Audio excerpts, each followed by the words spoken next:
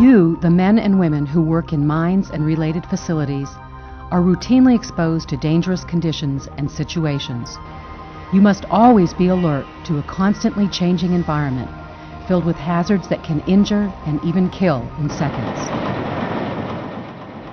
Noise is a hazard that can diminish or destroy your hearing. Noise can mask sounds that you should be hearing. Noise can cause you stress, give you headaches, and affect other parts of your body.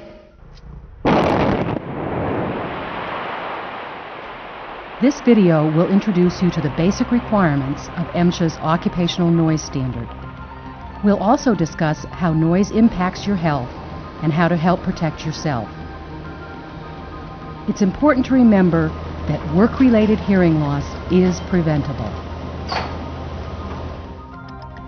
Let's look at the provisions of this regulation. Noise exposure assessment, action level, permissible exposure level, dual hearing protection level, hearing conservation program, hearing protectors, audiometric testing and training. These points will be covered throughout this video. One of the key elements of the noise rule is developing a hearing conservation program when noise in your work areas reach certain levels. Noise is defined as annoying sound or unwanted sound, but in the mining environment, it can prove to be harmful sound. What are the harmful effects of too much noise? It can cause hearing loss, but other things can also happen. For example, let's eavesdrop on a typical day in the life of John. Dad, can you pick up some wood dowels on your way home from work for my science project? Sure, okay. Have a good day at work, Dad. See you this evening. I should have asked her how many red towels she wants. Another one of those weird science projects, I guess. I'll get her a couple. That should be enough.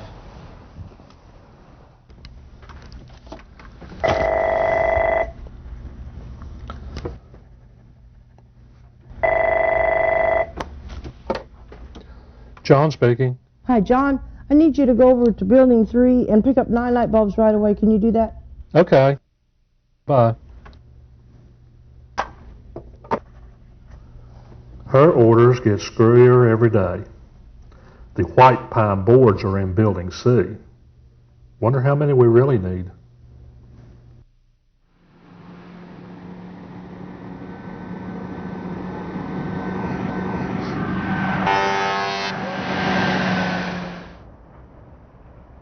Man, I should have heard that truck coming. You know, maybe I need to get my hearing checked. John has likely suffered a hearing loss, and if he's lucky, it is just a temporary or slight hearing loss.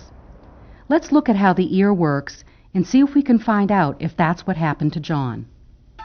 First, let's look at the mechanics of sound. Sound can be described in two ways, in terms of frequency and intensity. Frequency is measured in hertz or cycles per second, and intensity is measured in decibels. 0 to 10 decibels would be a very, very faint sound, leaves rustling at a distance. 50 to 60 decibels would be conversation, about the level that we're talking right now. 100 decibels would be machinery, chainsaw, such like that. 120, 130 would be a rock and roll band, and 180 would be the space shuttle taking off. Vibration occurs, moves along the air, your ear picks it up, moves your eardrum, rocking those 3 tiny little bones. The 3 tiny little bones push into a fluid-filled chamber called the cochlea, displacing the fluid and tickling a bunch of little hair cells. These hair cells are the sensors that send the vibration up to the brain that allow you to hear. Hair cells act as amplifiers and shock absorbers, amplifiers that allow you to hear very, very faint sounds that otherwise you would not be able to. It's those that get damaged primarily with noise, and once they're gone, you lose the ability to hear soft sounds and also the ability to tolerate loud sounds. John should try to find out whether he has any hearing damage and what he should do about it. He'd find out just the same way you can, by taking a hearing test, which is also called an audiometric test. I'm one of the audiologists here. I'll be testing your hearing today. Have you in fact been exposed to noise in the last 14 hours? No, I haven't, doctor. In this profession, we like to differentiate temporary shifting of hearing from permanent shifting. The only way we can know that we're not measuring a temporary shift is if you've been away from noise at least 14 hours. I understand. Very good.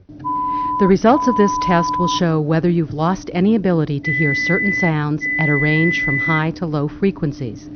For instance, one of the first frequencies usually lost is the 4,000 Hertz frequency range, near that of a conversational speech. Typical sounds in that range are high-pitched, like the voices of women and children. Yes, it is. The graph of hearing that we've just performed on you. John was lucky this time because he hasn't experienced any permanent hearing loss. We would recommend strongly the wearing of hearing protection when you continue to be in these excessive noise situations. When you're exposed to noise over a long period of time, it will most assuredly damage your hearing. But I'm used to the noise. Constant exposure to loud levels of noise will not toughen your ear at all. It will damage it. And some sounds will no longer be audible to you. Therefore, you think you're toughening it, but you're not. You're losing your hearing. Hearing aids help in some cases, but all they do is make sounds louder. They can't fix any damage to the ability to recognize and understand various sounds. The best approach is to do all you can to prevent hearing loss. Once the loss is permanent, there is no way to restore it. So, how can you prevent hearing loss, or at least prevent any hearing loss you may already have from getting worse? Who is responsible for protecting your hearing? The answer is, both you and your employer share the responsibility of protecting your hearing. To prevent noise-induced hearing loss among employees, your employer must evaluate your work environment, determine the noise levels, and inform you what your potential noise exposures are. Your employer must provide engineering or administrative controls to reduce exposures if the noise output in your workplace averages more than 90 dBA. If your average noise exposure is 85 dBA or more, a hearing conservation program will be established, and you will automatically be enrolled in this plan. As part of this hearing conservation program, the operator will provide a variety of appropriate hearing protectors for you to select from and show you how to wear them. Your employer will offer you the opportunity to get your hearing tested periodically, at least every 12 months while you're enrolled in the hearing conservation program. You will be given initial and annual training, and your employer will keep complete records. To protect and conserve your hearing, you need to select, check the fit of, and wear hearing protectors correctly. If the plugs do not fit your ears properly, they can't protect your hearing. Maintain engineering controls in good working order. For example, if you're a truck driver in an environmental cab, leave the windows up to keep surrounding noise out. Promptly report needed repairs and replacements for controls. Comply with administrative controls. That is, if a work shift is split between you and a coworker, in order for your noise exposure to be greatly reduced, work only the time you are scheduled for. Take advantage of hearing testing and avoid noisy situations off the job unless you are wearing adequate hearing protectors. Remember, hearing protectors are your last line of defense against the hazard of noise.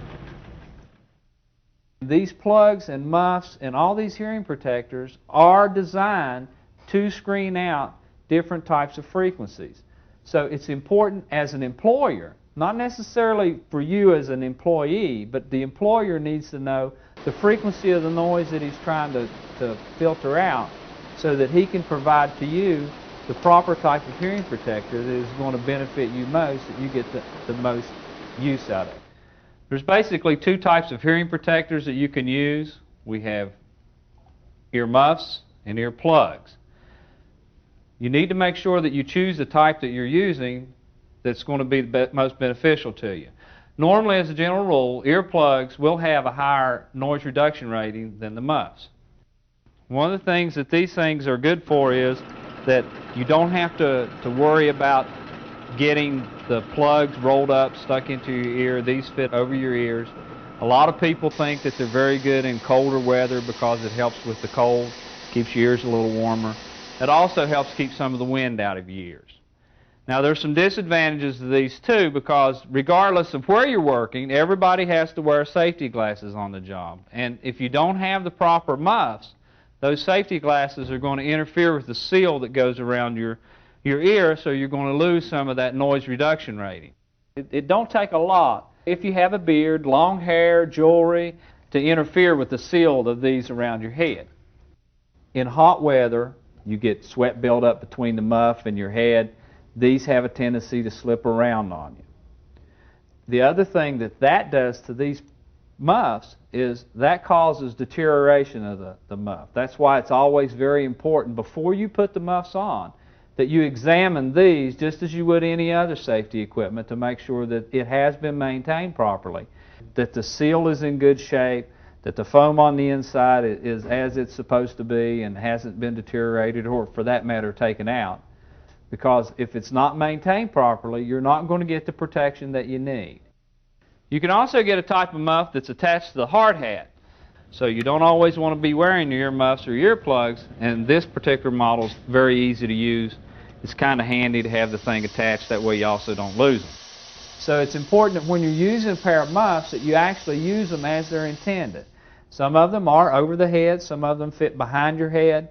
So you want to make sure that when you're using a pair that you use it as it's designed, because you don't get the full benefit of the NRR factor, noise reduction rating, if they're actually not worn properly. Now, one of the other things that we want to talk about, the foam-fitted plugs. This is an extremely popular type of plug that's used.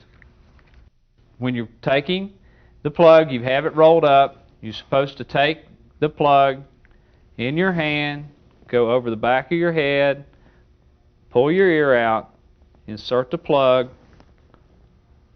and then let loose. Well, what happens then is as you let loose, the foam will actually spread out and will actually fill the canal up for you. So this is an advantage of this type of a plug. Now, one of the disadvantages is that if you have to make any adjustments to the plug, it has to come out. So there's not really any adjustment you can make with it. We have other types of plugs that are in fact connected by the string, so when you take the plug out, you don't lose it. This particular one hooks on the end of your eyeglasses, right off of the ears of your eyeglasses, so that when you take them off your glasses, they're going to hang and they're going to be real handy for you to use. It is so important that when you pick out a set of hearing protectors, that you pick out something that fits you, that you're comfortable with. You should have an array of protectors to choose from. No two people's ears are alike. You may have two ear canals that are actually even different sizes. Again, that's one of the advantages that some people like about an ear muff. You don't have to worry about the size of the ear canal when you're fitting it. That's one of the advantages that people have with the foam-fitted plugs, because they will adjust to the size of your ear.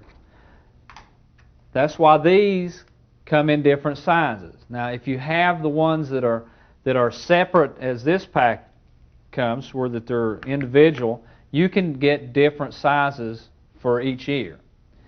Now, you're not going to wear these if they're not comfortable, just like you won't wear a pair of shoes that don't fit your feet. If the earplugs or the hearing protectors that you're using aren't comfortable, you're not going to use them.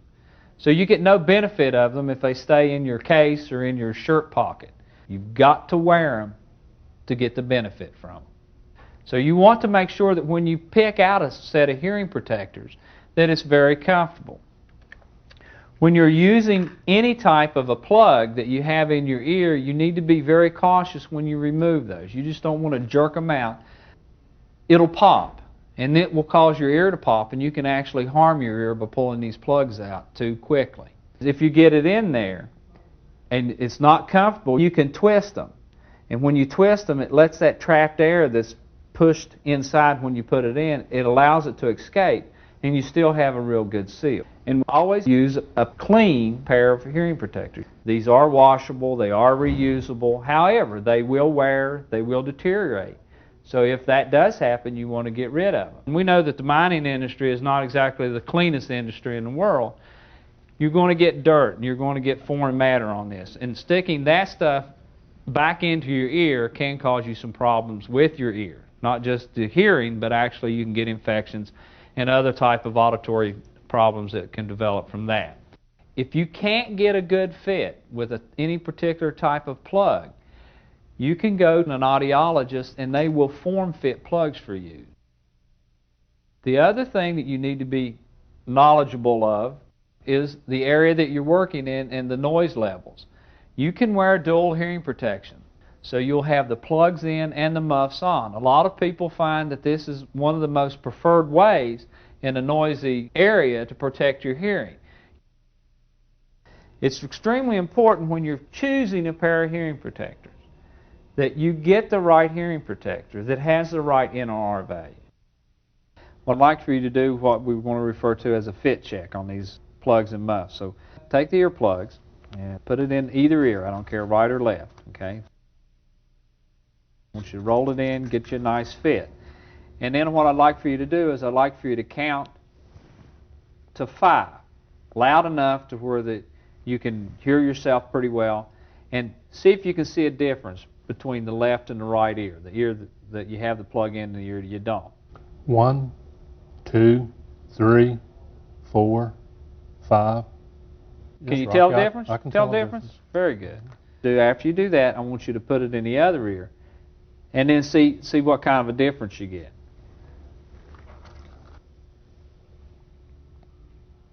One, 2, 3, 4, 5. And the sound should sound like now when you talk or you hear sounds, it should sound like it's coming from the middle of your head. That means that you have a nice, good fit with your hearing protectors, that they're working properly. Now, you should get that same effect when you use the muffs also. Okay?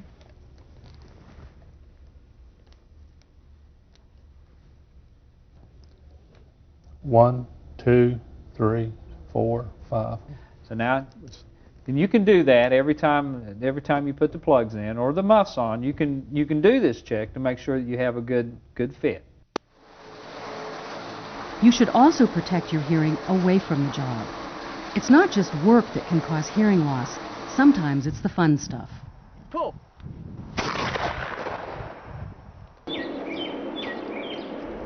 Listen.